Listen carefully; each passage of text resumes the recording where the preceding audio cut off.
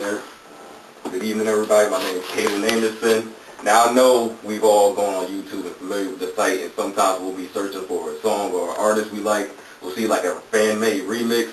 We'll click it like, I know there's a lot of Justin Bieber fans out here, so they'll see something like Justin Bieber featuring Rick Ross and think, ooh, that's hot, let me listen to that. You click it, and what do you see? You see that ugly smiley face with a frown that says copyright infringement.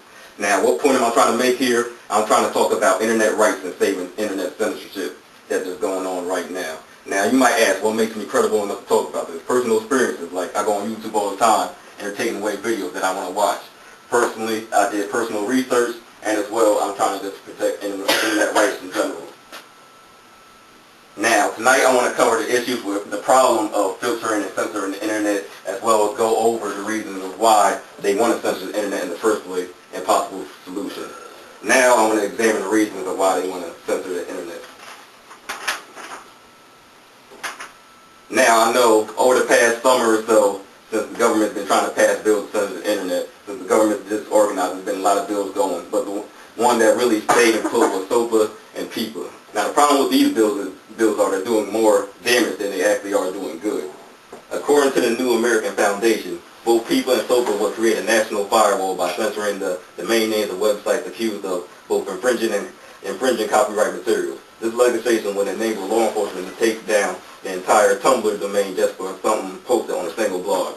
Now, what that means if you're not familiar with Tumblr, say I have like a Justin Bieber fan site, and I'm just like regulating and have a lot of fans and stuff. Somebody could post up like an unreleased Tupac song featuring a young Justin Bieber. Now, if somebody finds that from what Tupac on Death Row, somebody from Death Row, they can take that down, shut down my site completely, and possibly sue me. Now, isn't that an issue right there completely? Now, besides the copyright infringement, we had that whole issue with Mega Upload back in January, where the FBI seized the whole Mega Upload site and took it down. And now you go on Mega Upload today, this is what you'll see. The big nasty FBI logo. Now, over the course of that time, Mega Upload was not the only site being taken down. They took away a couple other sites too, and 7,000 other smaller sites took themselves away just because of fear of being prosecuted by the FBI. Now, since you can't really since there's not like a lot of file sharing sites around now, it makes things a lot difficult. Since a lot of email sites that you can't share more than 25 MB of data, that means that's not really that big. So say you have like a big PowerPoint, you couldn't even transport it because you put it on like a file sharing site, they're going to reject it because of all these copyright issues. You can't put it through email, so how do you transport that? They're making a lot more issues than before by putting up these bills that they're trying to create. Now that we've seen the extent of the regulation problem, I want to go over why they want to censor the internet in the first place.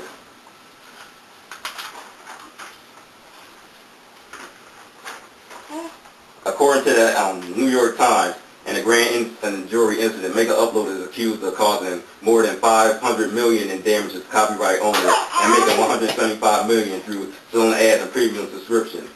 That right there is showing how much people they're making money off of copyright material and why the government wants to prosecute the internet in the first place, mainly due to privacy. But privacy is not the only issue going on. It's cyberbullying that's really people want to censor and filter, because now children, they used to get bullied and beat up in school, but once they got home, they're good.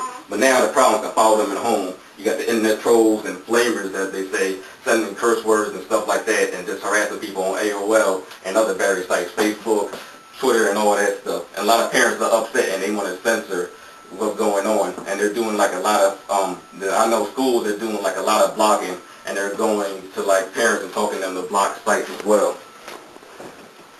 Now, more about that child abuse and cyberbullying by peers online. According to a September 2006 ABC News story, a survey of 1,500 students between the grades of 4 and 8 reported 42% of the kids have been bullied while online.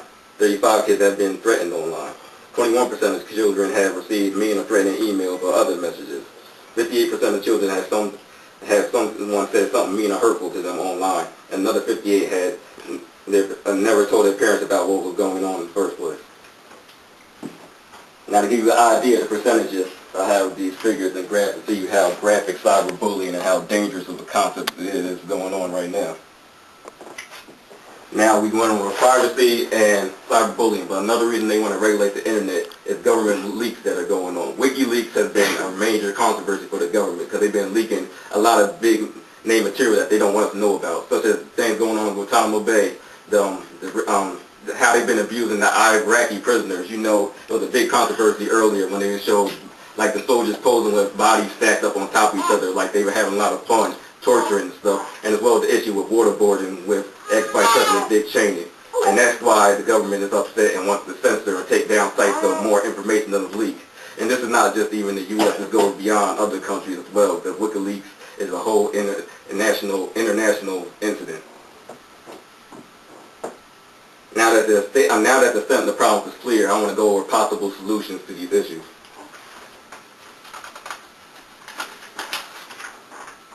Now, what I propose are alternate bills. There's already an alternate bill called the Open Act, and that stands for Online Protection and Enforcement of Digital Trade.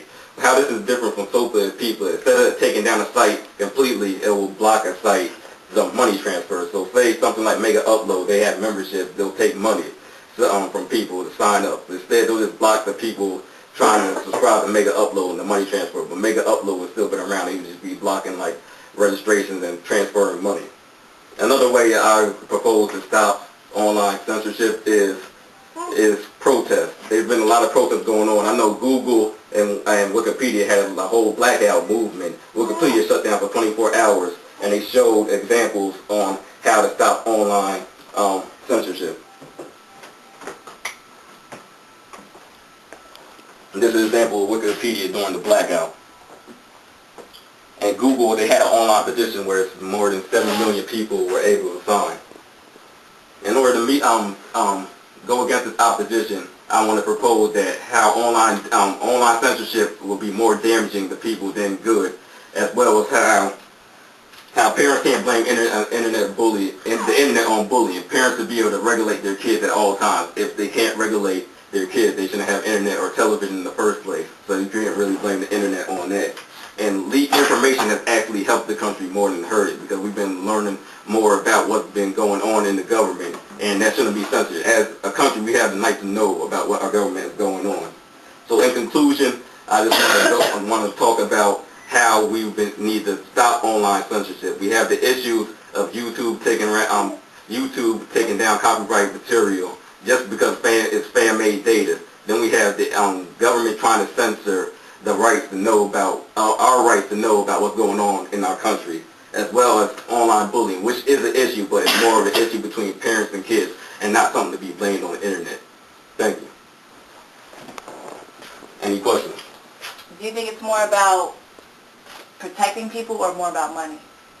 Protecting people, you mean what? For like as far as like censorship and like the whole piracy thing, do you think it's more about money or about like the... I think it's about money, because the main people that back this whole censorship thing is basically the TV industry and the record labels like RAAA and stuff like that. And it's all about, because they're losing money and they're blaming like it all on piracy. Well, sites like Google and YouTube, they're against online censorship. So it is like a whole money issue together. It just depends on who's affected more.